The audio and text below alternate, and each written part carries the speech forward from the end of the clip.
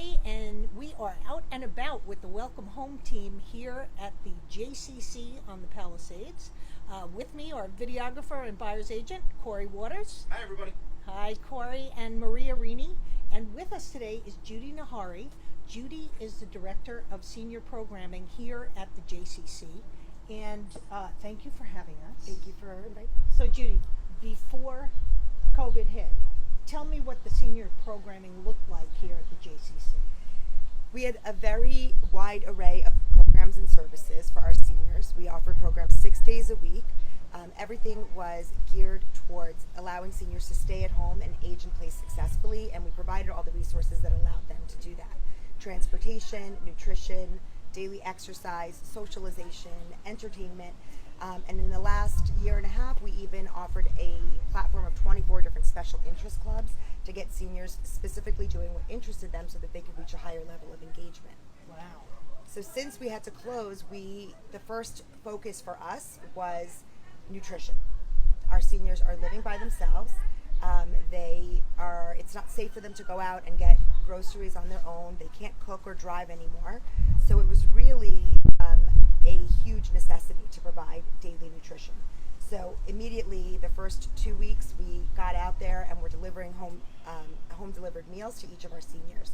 And within those 2 weeks, we put together a platform of 3 different Zoom offerings that we offer every day to the seniors, including chair exercise, the various different clubs and special interest hobby classes and things like that, and musical entertainment and things like lingo bingo and name that tune and regular bingo and different games. And really what we were trying to do was make the impossible possible, getting seniors on using technology on a daily basis. And that was a huge feat. And what we decided was we wanted to simplify this as much as possible. And so immediately we started developing our own iPad profile that we could upload to all of our iPads. That was a simple tool. They open up the iPad and they have 3 options. One of them is Zoom, and it connects them to all of our Zoom programs. The other, it's customized. There's games, there's different apps within each one of those that they can utilize depending on what they need.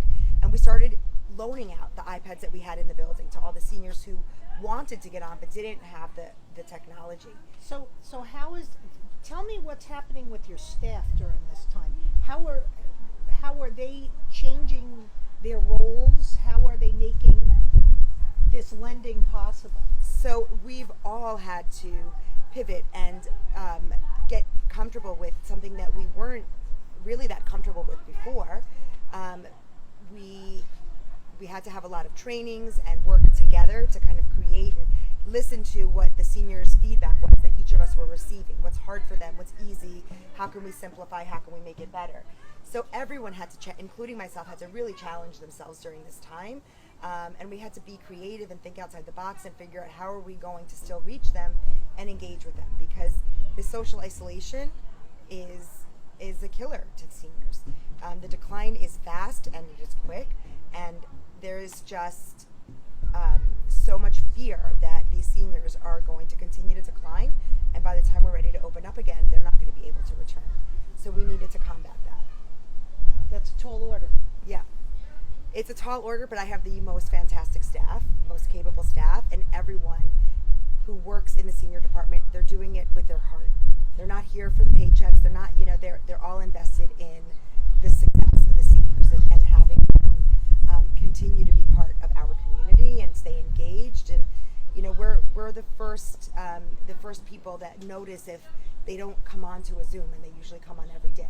We'll start calling their family. Have you heard from them? Is everything okay? We'll call the doorman, go upstairs and check to see if everything's okay. So I think that we're also answering a lot of the caregivers' issues at the same time, because they're really left with the biggest tall order that there is in caring for them right now from a distance. Yeah, and so my friend Marlene Saragno, who works for you, has shared with me that in what I'm understanding is the focusing on the seniors and trying to keep them as healthy, as engaged as possible is spilling out to their caregivers. Some of these Yes. folks are very isolated right now too. Yes, and Marlene runs several support groups each week virtually for this population, and based on the feedback that we have gotten from them, we have developed a series of educational programs that are available to all of our caregivers. Next week, we have a 4-part series starting with Teepa Snow. So that's going to be a really incredible opportunity. Tell us who Teepa Snow is. Teepa Snow is a world-renowned expert in dementia care. She has a company called Positive Approach to Care, and she really approaches caring for somebody with dementia and cognitive decline by looking really at the environment and what are some of the factors that are causing the behavior or the agitation or the moods. And with her training, our hope is that our caregivers can really get a better understanding about what it's like to be the person they're caring for, and it'll help them be a better caregiver and more patient and understanding. Super. So you've got these seniors and you've got this great need now for connecting to the programs that you can only offer remotely because of the state we're in. And so recently you've expanded your lending library. So in the beginning, when we created this iPad profile and we have 12 iPads that we had that we were using prior to closing. We started loaning them out, and we kind of tested the concept with our population.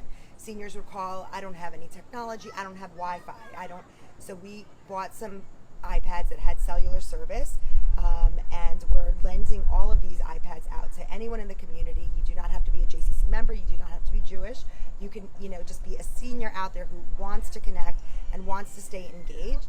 We applied for some grants, and we recently received them, which is going to allow us to really grow our iPad lending library and be able to reach way beyond the people that we were able to reach before. So I'm really excited. That just launched, and we are going to also be offering in the fall a series of hobby classes that people can sign up for.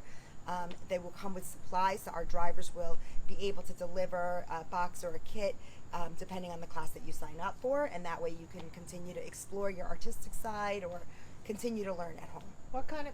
Give us an example. What's one of the hobby classes going to be? So jewelry is one that came up. It was we did a lot of surveys from different participants what they would be interested in. So we have packed up all of the supplies that are needed in individual bags, and they'll be delivered to people who register. We're doing a series on technology to help seniors become more comfortable. Some have expressed interest in wanting to learn how to put a video together on the iPad, or how to edit something, or just do a collage or things like that. So we're going to put together a hobby class on technology, and there'll also be some other fun crafty type projects. And I think the first month will be us exploring what else people are interested in, and then we'll continue to develop new programs as we go on based on interest. Super.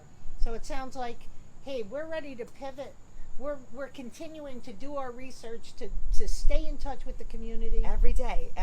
We have gotten, up until this point, we have 176 seniors that we've gotten up to Zoom. I can't tell you the number of man hours that went into that. It was definitely a challenge, but like I said, my staff was up for it, and they're amazing. And it's remarkable. We have about 15 to 20 per each Zoom that we have, so it's still a small enough group that there can be an interactive conversation, and there is even some intergenerational programs going on.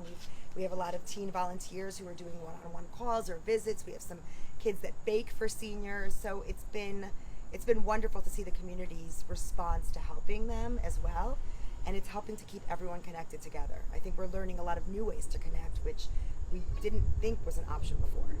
FaceTime is amazing. So, and it's much easier to hear when you can do it on FaceTime, because you don't realize how much of our hearing is partnered with reading lips. So it's been a great experience so far. Super. So, speaking of experience, I know, so the seniors we're working with remotely, but today was the last day of summer camp. Yes. How was summer camp? I know that's not your it's area not, of but it was expertise amazing. I think that they had